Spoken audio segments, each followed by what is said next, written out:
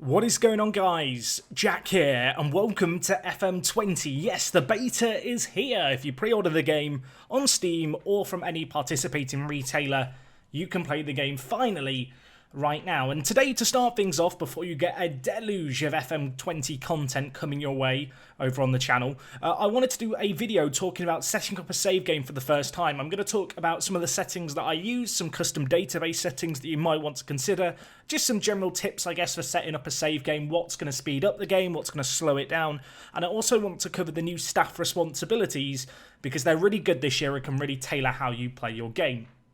So anyway, in terms of creating a save game, first things first, you hit, obviously, create a career and start one up. I always recommend clicking pick a team later. It's just my own personal preference.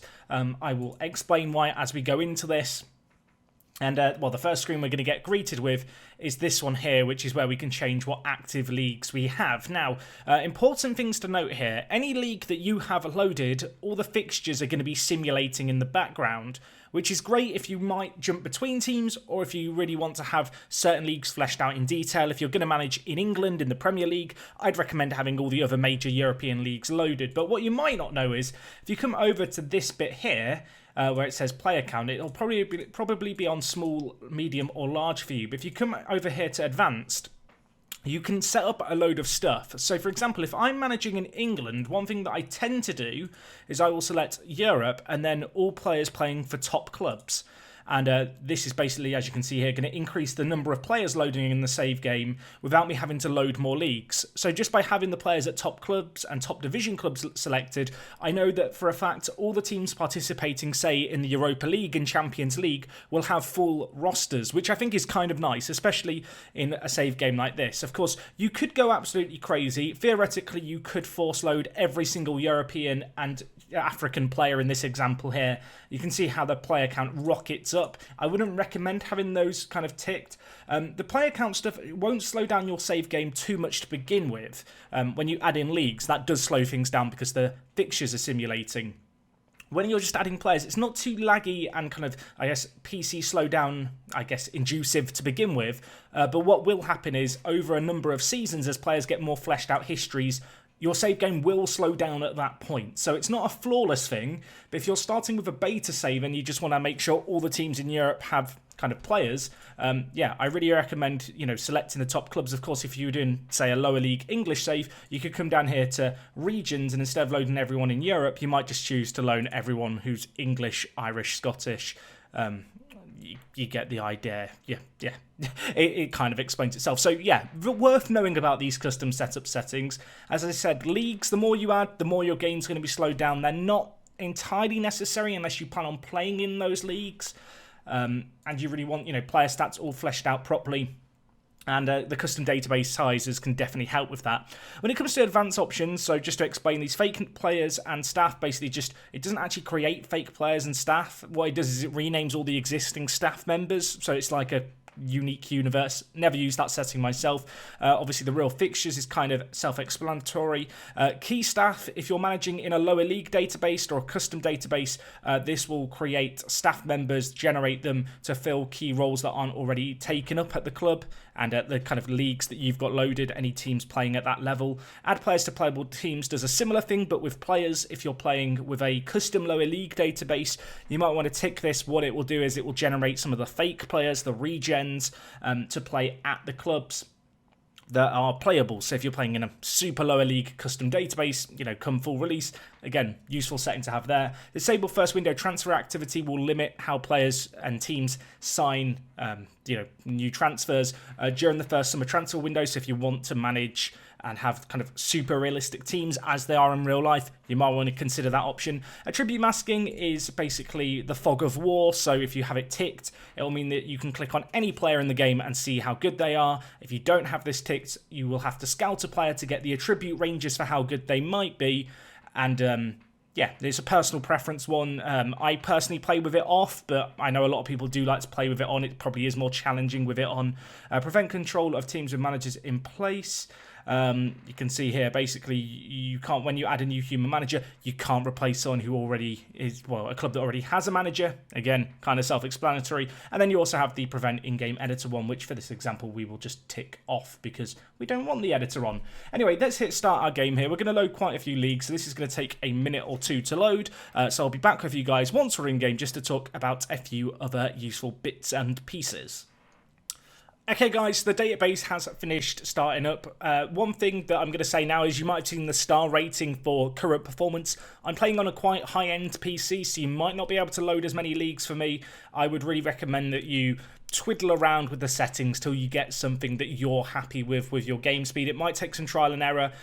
What I'd say is the more leagues you load, the more laggy it's going to be immediately. If you start loading in loads of extra players with a small selection of leagues, it will get slower over a period of time.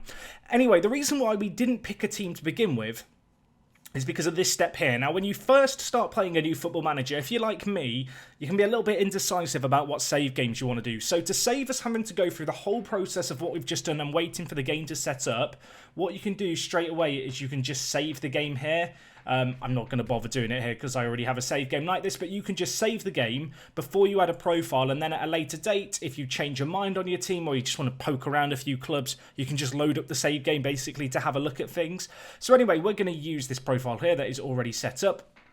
By default, it's picked Liverpool for us, which is fine. I am going to be managing Liverpool in my first FM20 Let's Play of the year. It's just going to be a season or two long before we get into our super lower league save game for the year, which is going to be starting as a free agent, as an unemployed manager, and moving around clubs. It's going to be called Park to the Prem. So if that sounds interesting, something that you want to see, or of course the Liverpool save game, which may be ongoing at the time of you watching this, obviously go and check out the other stuff here on the channel. Anyway, we're going to skip through all of this stuff for now because this is all new stuff that I feel like is just best for you to look at in your own time. It's not the point in this video, and well, maybe we'll cover it another time. So anyway, as you can see here, we are now on the inbox screen, and I want to talk about staff responsibilities because they have been updated this year. Football Manager has really made a conscious effort to be more streamlined, and this is very, very good. I really like this stuff. So let's talk about it. You now have the ability, like you did before, to delegate certain things to staff members, but it's broken down in a much more logical way.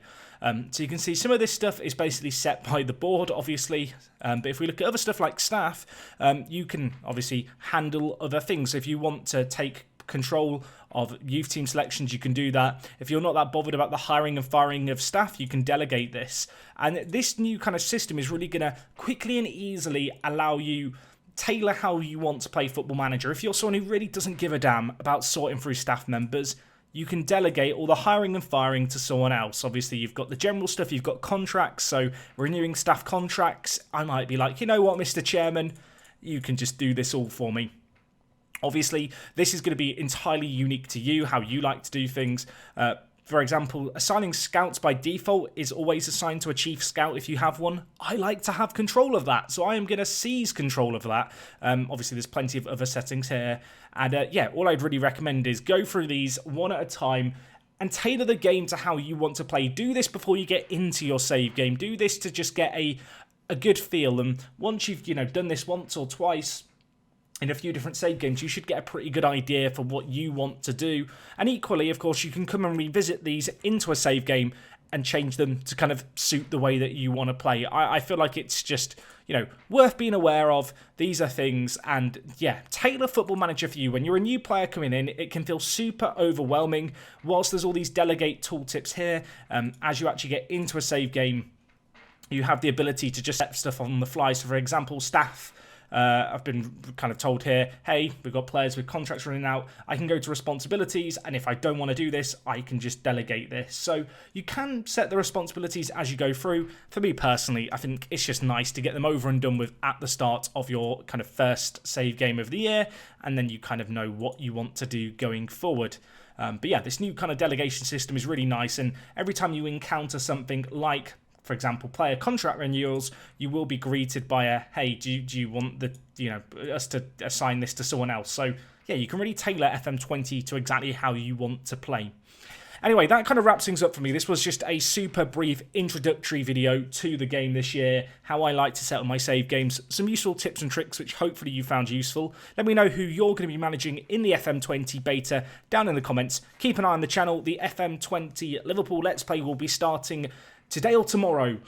You'll have to keep your eye out and keep your wits about you. Of course, there's going to be loads of FM content coming your way over the next few months, years. I say years. This is our 7th year of playing this game. So yeah, there's going to be more. Keep your eye out for it. If you are new, of course, do subscribe. And yeah, other than that, it is me, Jack, and I will talk to you guys in a bit. I'm out.